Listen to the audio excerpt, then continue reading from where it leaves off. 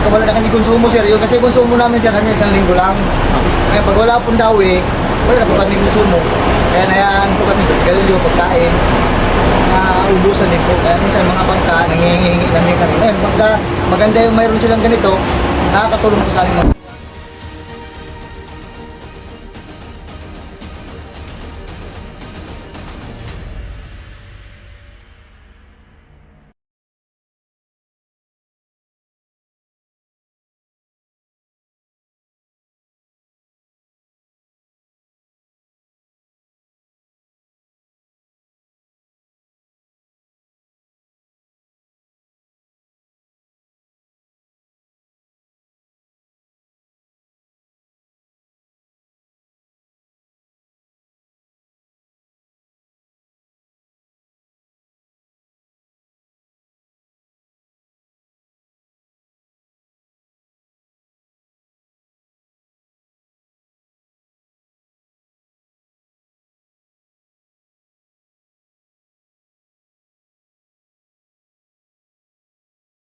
Mula sa Quezon, Palawan, mangingisda sana ang grupo ni Arnel sa Sabino o Escoda Shoal pero ito ang tumambad sa kanila.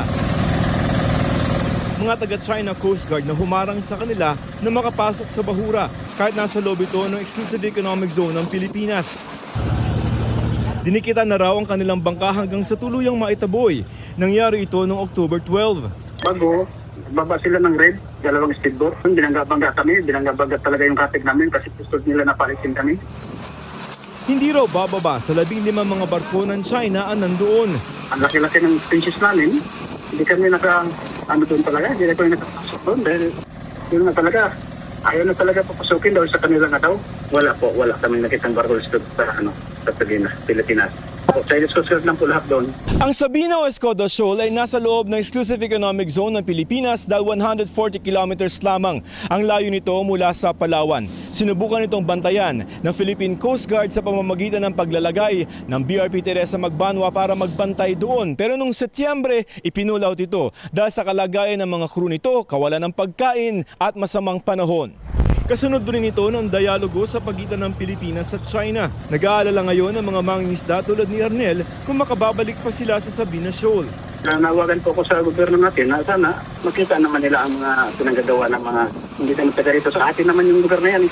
Ang sabi ng Chinese Embassy, ang Escoda Shoal o tinatawag nilang Shanbinjiao ay bahagi umano ng kanilang Nansha Chundao o Spratly Islands na kanilang inaangkin.